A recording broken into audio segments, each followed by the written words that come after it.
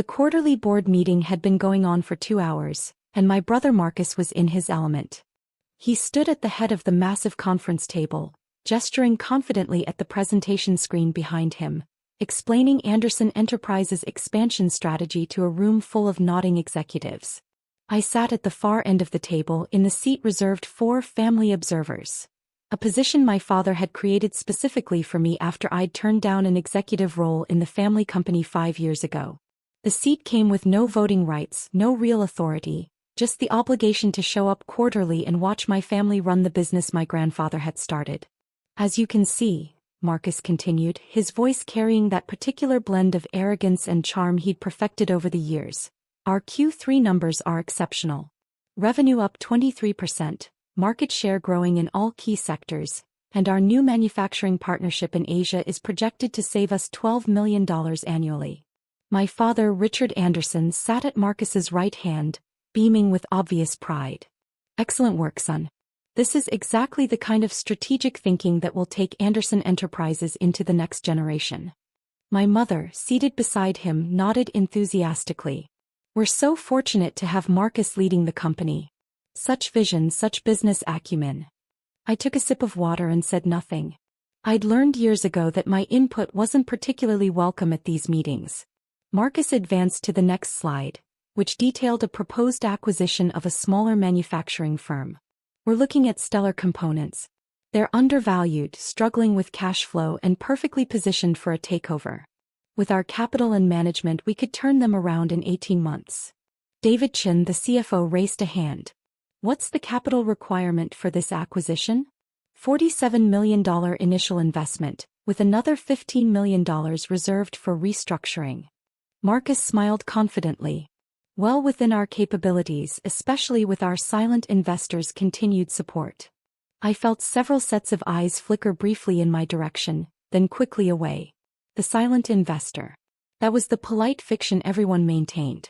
Nobody at this table was supposed to know that I was the one who'd been quietly funding Anderson Enterprises' expansion for the past 5 years, pouring money from my little online shop into the family business through a complex network of investment vehicles. Nobody except my father, who'd come to me 5 years ago, desperate and humiliated, asking for help after a series of bad investments had nearly bankrupted the company. And nobody except Marcus, who'd figured it out 2 years ago but had been sworn to secrecy. The presentation continued. Marcus outlined growth projections, market opportunities, competitive advantages. He was good at this, I had to admit. He had our father's charisma and our grandfather's ruthlessness. He just lacked the one thing that actually mattered in business. Capital. Any questions? Marcus looked around the table with satisfaction. Thomas Wright, one of the board members, spoke up. I'm curious about the long-term stability of our capital structure. We've been aggressive with expansion. Are we confident in our funding sources? My father interjected smoothly. Our silent investor has been exceptionally reliable. The relationship is solid. But anonymous investors can be unpredictable, Thomas pressed. What's our contingency if they withdraw support? Marcus laughed, that easy, dismissive sound that I'd heard so many times growing up. With all due respect, Thomas, that's not going to happen. Our investor has too much tied up in Anderson Enterprises to walk away. We're talking about a $94 million position. Nobody abandons that kind of investment on a whim. The meeting adjourned 30 minutes later.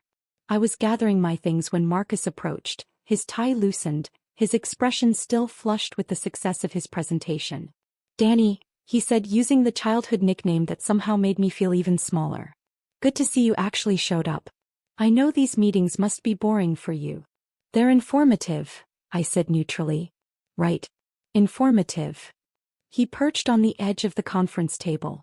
So, how's the little online shop doing? Still selling those artisan goods or whatever? It's doing well. I'm sure it is. Very cute, the whole entrepreneurial thing you've got going. Mom loves telling her friends about it. Her son, the small business owner. His smile didn't quite reach his eyes.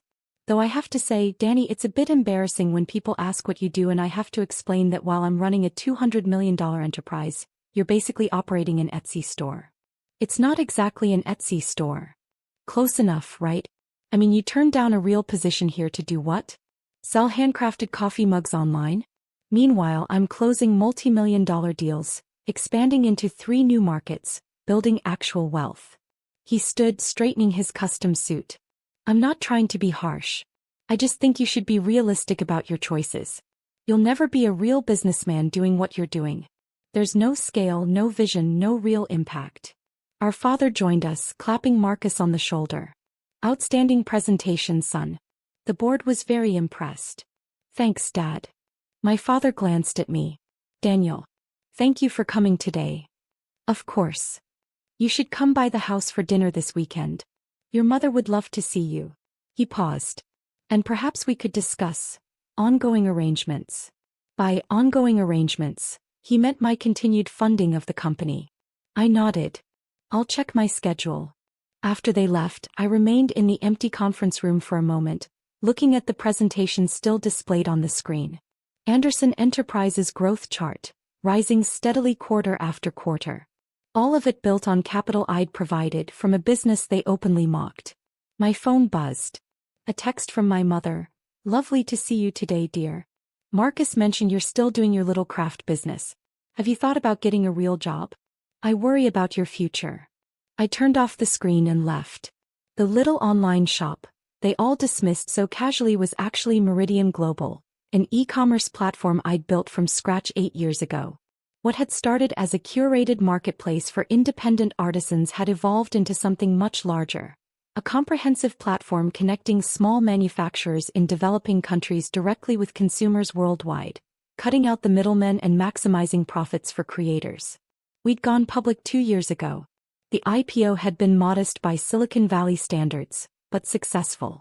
My 60% stake in the company was now worth approximately $340 million. The quarterly dividends alone exceeded what Marcus made in salary and bonuses.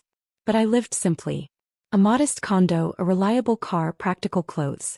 I reinvested most of my earnings back into the business or into other ventures, like Andersen Enterprises, which had seemed like a good family investment at the time. I was beginning to reconsider that assessment. My office was downtown in a building far less prestigious than Andersen Enterprises headquarters but perfectly functional. My assistant, Kelly, greeted me with her usual efficiency. How was the board meeting? Educational. She smiled knowingly. Kelly was one of the few people who understood the full picture of my business dealings. Your 3 o'clock is here. Sarah Chin from the venture capital firm.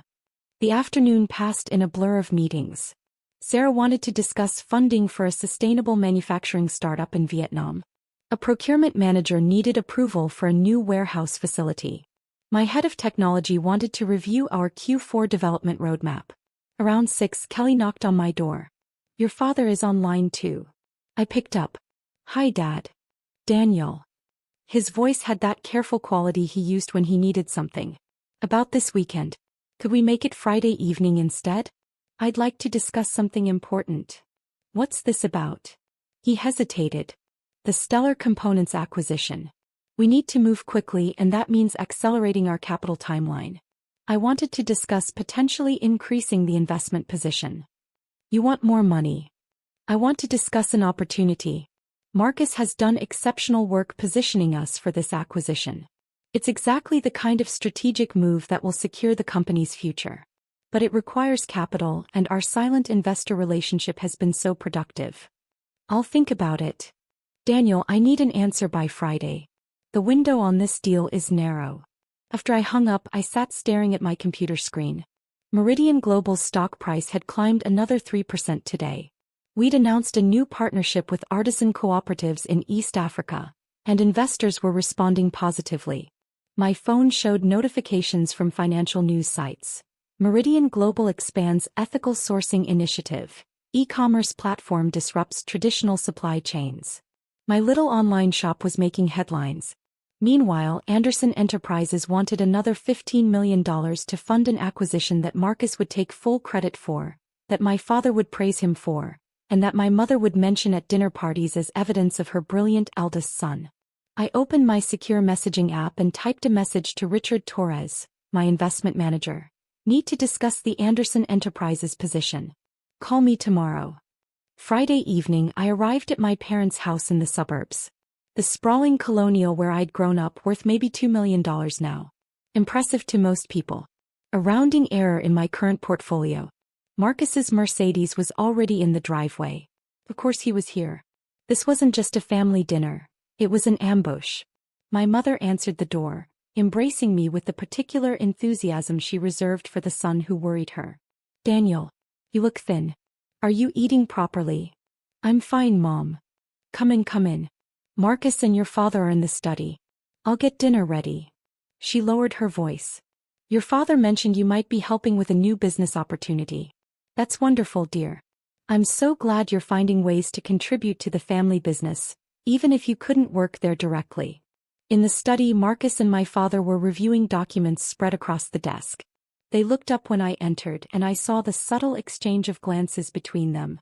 Daniel, my father said warmly. Scotch. No thanks. Marcus held up a folder. We've prepared a comprehensive proposal for the Stellar Components acquisition. I think you'll be impressed with the projections. I'm sure they're very optimistic. They're realistic, Marcus corrected, his tone sharpening slightly. I don't deal in fantasies, unlike some people's business models. My father shot him a warning look. What Marcus means is that we've been conservative with our estimates. The upside here is substantial. For the next hour they walked me through the proposal. It was professionally prepared, thoroughly researched, and genuinely compelling. Marcus might be arrogant, but he wasn't incompetent. The acquisition made strategic sense. So, my father concluded, we're requesting an additional $15 million in capital, to be structured through the existing investment vehicles. Same terms as before, silent partnership, no board involvement required from you, standard returns. Standard returns that you've never actually paid, I pointed out. The agreement was 8% annually. I've received exactly $0 in returns over 5 years. Marcus leaned back in his chair. Because we've been reinvesting for growth, which benefits everyone long term. Your position has appreciated significantly. On paper. That's how equity works, Danny. You should understand that even with your limited business experience. I looked at him steadily. My limited business experience. Well, you sell crafts online. It's not exactly high finance. He smiled. Look, I'm not trying to insult your little venture. I'm sure it's fulfilling for you. But what we're discussing here is real corporate strategy. Acquisitions, market positioning, competitive dynamics. This is a different level of business. Is it? Of course it is. You found a niche market and you're serving it. Good for you. But don't confuse that with building a real enterprise. Anderson Enterprises employs 340 people, operates in 6 states, and generates over $200 million in annual revenue. Your online shop is, what? A few dozen employees? Maybe $20 million in sales. I didn't correct him. Neither did my father, though he knew the real numbers. We'd agreed years ago to keep my success quiet, to avoid complications with the family dynamic. Looking at Marcus's condescending expression, I was beginning to regret that agreement. So you want $15 million, I said. By when? We need to close this deal within 30 days, my father replied. The capital needs to be available in 2 weeks. And if I say no? The room went very quiet. Marcus's easy confidence faltered slightly. My father spoke carefully. Daniel, this family has always supported each other. When you needed help starting your business, who gave you advice? Who connected you with your first suppliers? You gave me a list of 3 contacts, none of which worked out. The principle stands. Family supports family. And right now, Anderson Enterprises needs this capital to execute a crucial strategic move. You have the resources. We're asking you to be part of the family success. The family success that Marcus gets credit for. Marcus stood abruptly. What is this really about, Danny? Are you jealous? Is that what this is? You couldn't handle a real position in the company, so you started your little hobby business, and now you're bitter that I'm actually successful. I'm not bitter. You sound bitter. You sound like someone who made bad choices and regrets them. He crossed his arms. Look, I get it. It must be hard watching me run the company, knowing you could have been part of it if you'd been willing to do the real work. But that's on you. You chose the easy path, the safe little online store where you don't have to make hard decisions or take real risks. Don't punish the family business because you lack ambition. I stood up slowly. You think I lack ambition? I think you lack the stomach for real business. There's a difference between selling artisan coffee mugs and building an actual enterprise. Is there? I pulled out my phone. Dad, Marcus, I want to show you something.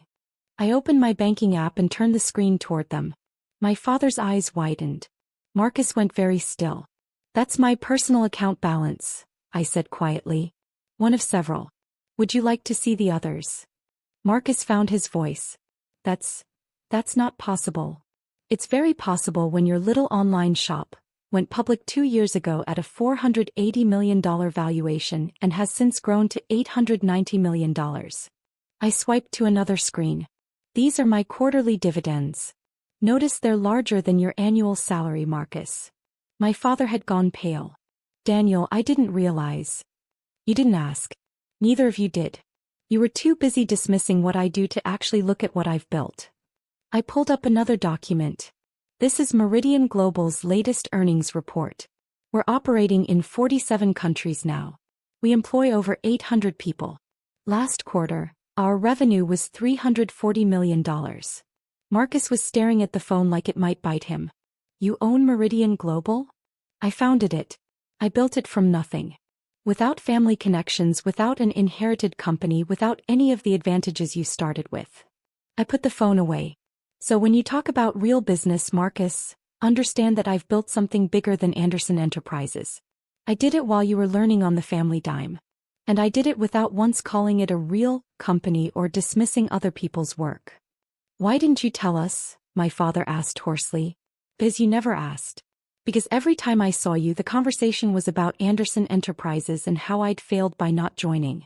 Because it was easier to let you think I was running a craft store than to deal with this. Deal with what? With Marcus's ego. With your expectations.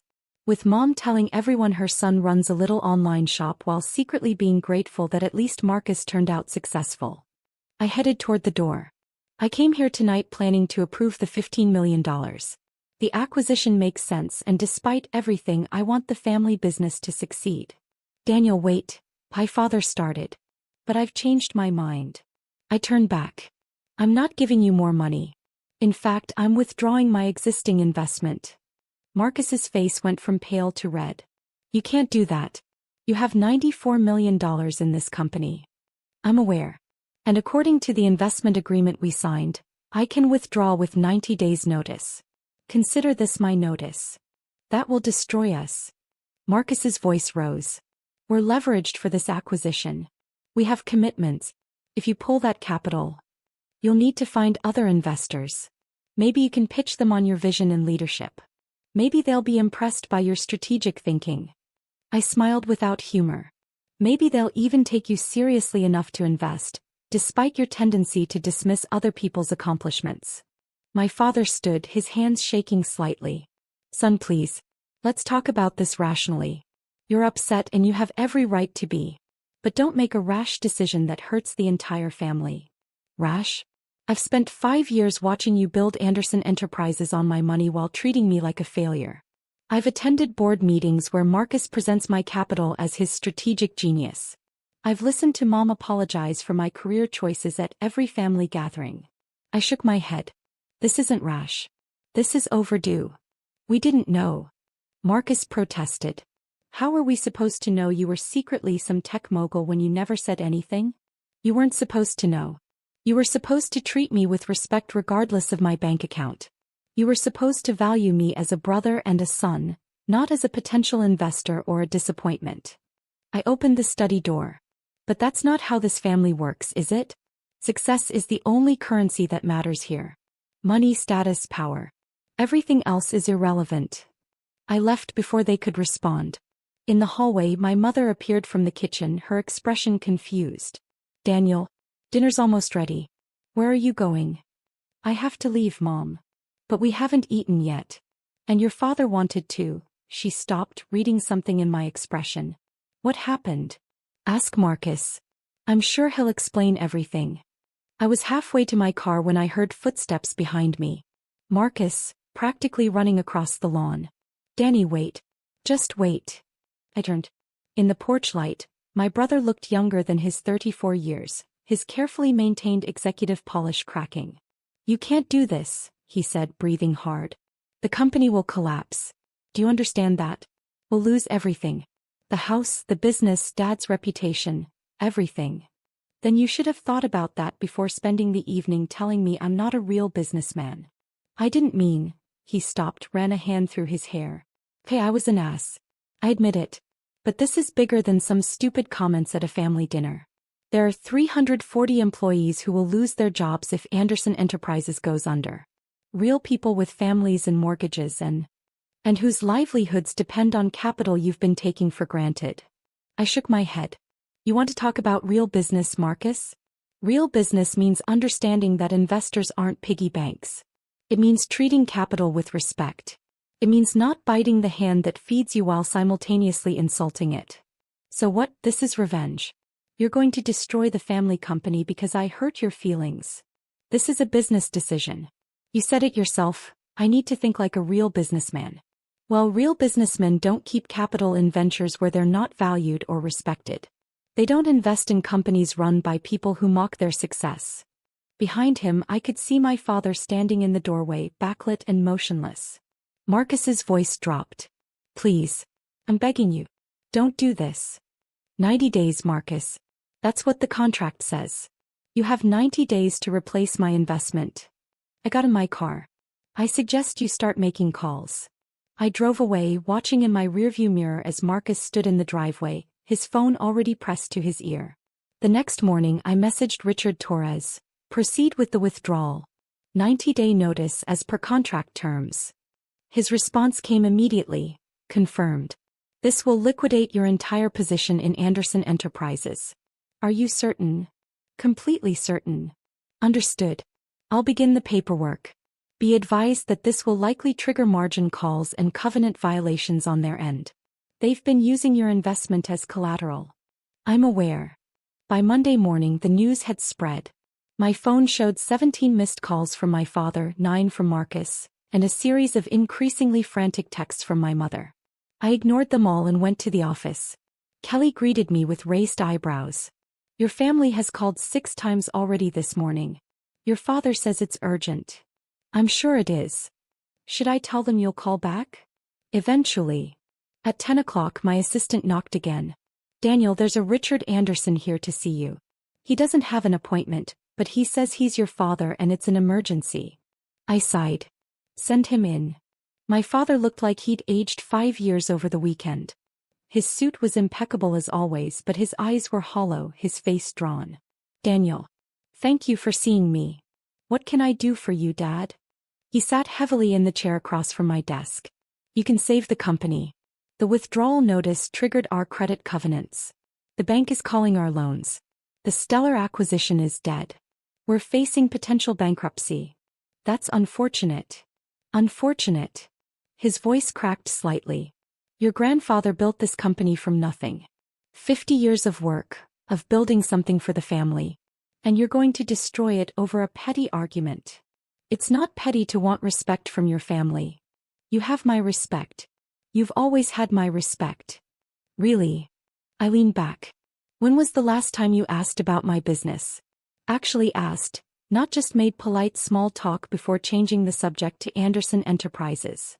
He opened his mouth then closed it. "When was the last time you told Mom what I actually do for a living? Or told Marcus to stop calling my company a hobby? Or stood up at a family dinner and said you were proud of both your sons, not just the one running the family business?" I didn't realize. You didn't want to realize.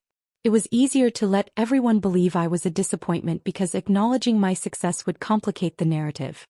Marcus is the golden child, the heir, the brilliant businessman. Danny is the one who couldn't cut it, who settled for something small and safe. Except it was never true. My father's shoulders sagged. "You're right. I failed you as a father.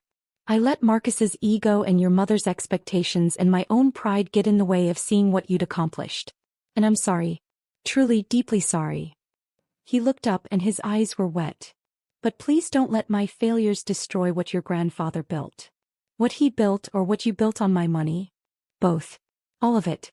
Anderson Enterprises is family legacy, Daniel. Yours as much as Marcus's. Is it? Because I've never felt like part of that legacy. I've felt like the disappointing son who wasn't good enough to carry the Anderson name. We sat in silence for a long moment.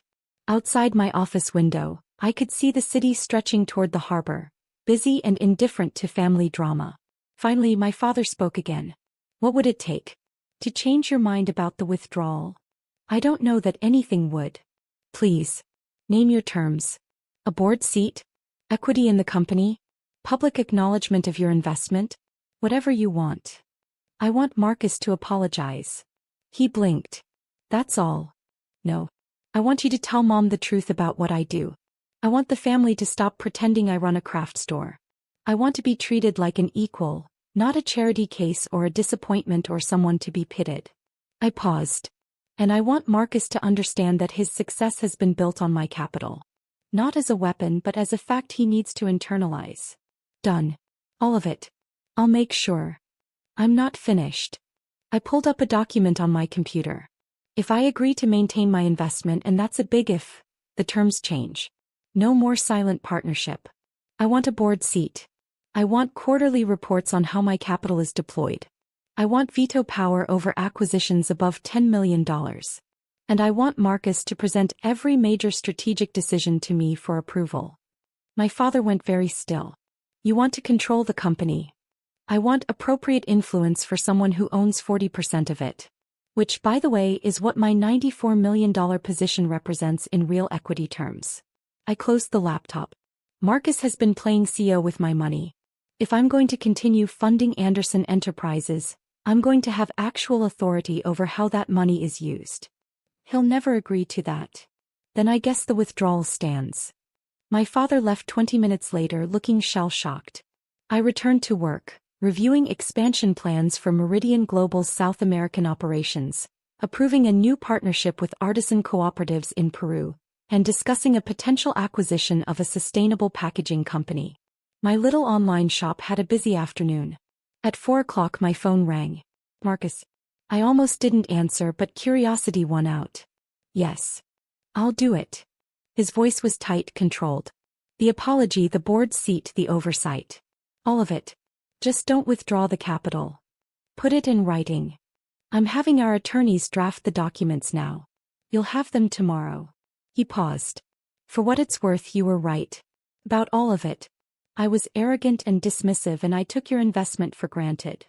Is this the apology? No. This is me being honest. The apology will be public in front of the board and the family like you deserve. Another pause. I looked up Meridian Global last night. Really looked at it. What you've built it's remarkable, Danny. I mean that. Thank you. I should have said it years ago. I should have asked about it, learned about it, treated you like the entrepreneur you are instead of the failure I wanted you to be. His voice dropped. I think maybe I needed you to be less successful than me. Made me feel better about inheriting everything while you started from scratch. It was the most honest thing my brother had said to me in a decade. The board meets next Wednesday, I said. I want the new terms ratified then. And Marcus? The stellar acquisition. It's actually a good move. If you want to proceed, I'll approve the additional capital. But we're doing proper due diligence first and I want full transparency on the integration plan. You'll really still fund it? I'm a businessman, Marcus. I don't make investment decisions based on emotion. The deal makes strategic sense. I allowed myself a small smile. Besides, someone needs to make sure you don't screw it up. He laughed, a genuine sound. Yeah, I guess they do. The following Wednesday, I walked into the Anderson Enterprises boardroom not as a silent observer but as a voting member. My nameplate had been placed next to Marcus's at the head of the table. The other board members watched with obvious curiosity as I took my seat. My father called the meeting to order. Before we begin with regular business, I have an announcement. Some of you have been aware that Anderson Enterprises has benefited from a silent investor for the past 5 years. Today that arrangement is changing. I'd like to introduce Daniel Anderson, my son, as our new board member and strategic partner. Thomas Wright spoke up. The silent investor was your son? Yes. Daniel is the founder and CEO of Meridian Global, and he's been the primary capital source for our recent expansion. My father's voice was steady, but I could see the effort it took. It's time his role in this company was properly recognized. Marcus stood and the room went quiet. Before we continue, I want to say something. Daniel, I owe you an apology. A public one. I spent years dismissing your success, mocking your business, and treating you like you were less than me. I did this while building Anderson Enterprises on your capital. That was wrong. It was arrogant, disrespectful, and honestly, it was stupid. He looked directly at me. You're one of the most successful entrepreneurs I know. What you built with Meridian Global is extraordinary. I should have recognized that years ago. I'm sorry. The other board members exchanged glances. My mother, sitting in the observer section, dabbed at her eyes with a tissue. Thank you, I said simply. The meeting proceeded. We reviewed the Stellar Components acquisition. I'd spent the past week doing deep due diligence and had several suggestions for improving the deal structure. Marcus listened, took notes, and implemented most of my recommendations without argument. When we broke for lunch, my mother approached me in the hallway. Daniel, your father told me everything. About Meridian Global, about what you've accomplished, about how we've treated you. He took my hands. I'm so ashamed. I've been telling everyone you run a little craft business when you've built something remarkable. Can you forgive me? I don't know yet, Mom. But this is a start. Over the next 3 months, the dynamic shifted. I attended weekly strategy sessions at Anderson Enterprises, providing input on major decisions. Marcus and I developed something resembling a working relationship. Not quite friendship yet, but mutual professional respect. The Stellar acquisition closed successfully, and I approved the additional capital with proper oversight structures in place. At a family dinner 6 months after the confrontation, my father raised his glass. I want to make a toast. To both my sons. Marcus, whose leadership has positioned Anderson Enterprises for tremendous growth. And Daniel, whose vision and capital have made that growth possible. I'm proud of you both. It was the first time he'd said those words about me in front of the family. Marcus added, and I want to say for anyone who hasn't heard yet, that my little brother runs a company worth almost $1 billion. So maybe we should all stop asking him when he's going to get a real job. Everyone laughed. My mother beamed. My aunt, who'd once pitted my career choice, looked suitably embarrassed. Later, as the evening wound down, Marcus pulled me aside. The board wants to discuss something at the next meeting. We've been approached about a potential sale of Anderson Enterprises. A private equity firm is interested. We're talking $280 million. That's a strong offer. It is. But here's the thing. If we sell, your $94 million investment becomes worth about $112 million based on your equity percentage. Nice return. He paused. But I wanted to check with you first. Before we take it to a vote. Because it's not just my company anymore. It's ours. I looked at my brother. Still arrogant, still competitive, but learning slowly what partnership actually meant. Let's see the full proposal, I said. Then we'll decide together. He nodded. Together. I like the sound of that. As I drove home that night, I thought about the journey from that humiliating board meeting to this moment. My little online shop had forced my family to see me clearly. My quiet success had rewritten the family narrative. And my willingness to walk away had taught everyone involved that respect isn't negotiable. The Anderson Enterprises sale went through 4 months later. My return on the investment was $118 million. Not bad for 5 years of silent partnership. But the real return was watching Marcus learn to value people for who they were, not what they appeared to be. It was seeing my father recognize both his sons as equals.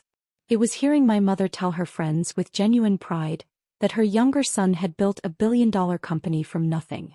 Real business, it turned out, wasn't just about the money. It was about knowing your worth and refusing to accept anything less than the respect you deserved. Even from family. Especially from family. And my little online shop? It crossed the billion-dollar valuation the following quarter, making it officially more valuable than Anderson Enterprises had ever been. Marcus sent me a text when the news broke. Congratulations, little brother. Guess you were a real businessman after all. I replied, guess I was.